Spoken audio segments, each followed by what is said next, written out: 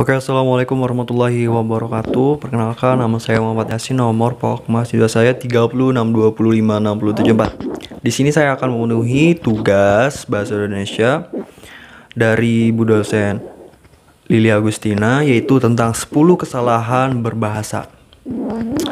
Nah, di sini saya akan membahas dan memaparkan tentang kesalahan-kesalahan dalam berbahasa sebagai berikut. Yang pertama adalah kata absen. Pasti kalian sering mendengar kata absen. Iya, ini contoh kalimat yang salah.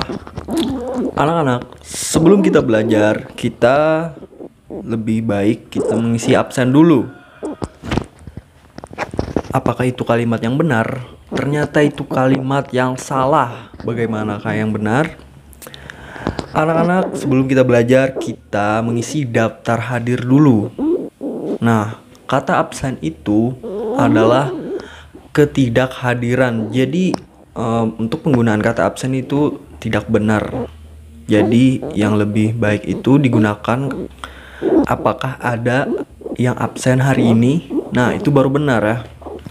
Yang kedua adalah penulisan hari jadi. Ini contohnya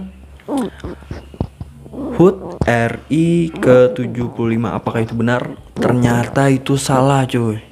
Yang benar adalah HUT ke-75 RI. Nah, kenapa begitu? Karena angka kalau diletakkan di belakang itu menunjukkan urutan ulang tahunnya, bukan RI-nya. Yang ketiga ada kesalahan penggunaan kata depan di.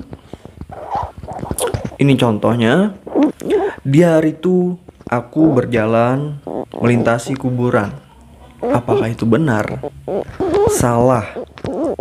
Yang benar adalah pada hari itu aku berjalan melintasi kuburan. Jadi untuk penggunaan kata di itu pada awal kalimat itu berperan sebagai penanda tempat, bukan waktu. Oke, jadi diingat ya. Yang keempat adalah penggunaan di yang dipisah dan dirangkai. Jika di depan menyatakan suatu tempat, contoh di lemari, di dapur, dan di lain-lainnya. Dan jika imbuhan seperti dimakan, disapu, digigit, itu harus dirangkai. Oke. Yang kelima ada kalimat yang kurang efektif, yaitu Ujang mentarik tali itu. Apakah itu benar? Jelas itu salah. Kalimat yang benar adalah Ujang menarik tali itu. Selanjutnya yang keenam adalah kalimat yang tidak efektif.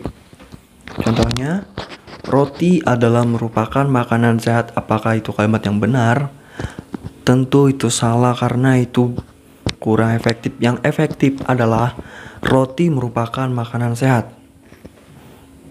Jadi kalimat yang kurang efektif itu termasuk contohnya adalah merupakan dan agar supaya. Itu adalah kata yang sinonim. Jadi itu sama saja. Lebih baik itu digunakan salah satu saja. Yang ketujuh adalah namun bila jika harus memilih.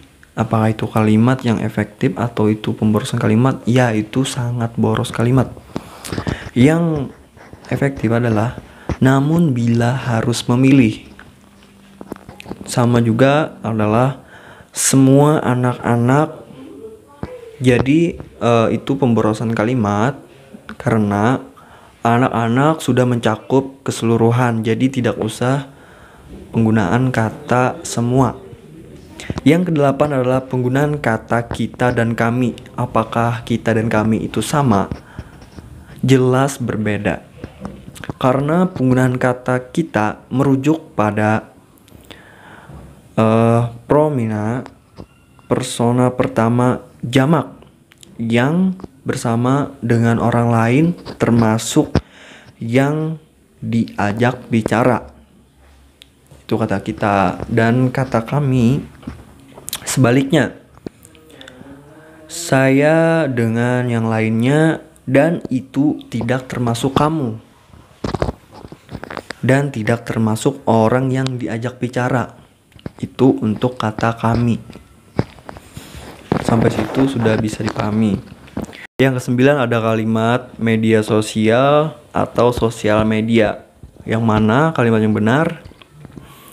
Yang benar adalah media sosial. Kenapa begitu? Karena kata media adalah rupa dari yang menerangkan, dan untuk sosialnya adalah rupa yang diterangkan. Jadi untuk sosial media itu sangat salah. Yang benar adalah media sosial. Yang terakhir adalah penggunaan kata pun. Contohnya dimanapun atau dimanapun. Punnya ini ada yang dipisah dan ada yang dirangkai. Contoh berikutnya ada apapun atau apapun yang dirangkai. Jadi kata pun itu sinonim dari kata juga. Yang benar itu tidak dirangkai. Terima kasih sudah menonton video ini. Semoga video ini bermanfaat untuk kesalahan-kesalahan dalam berbahasa.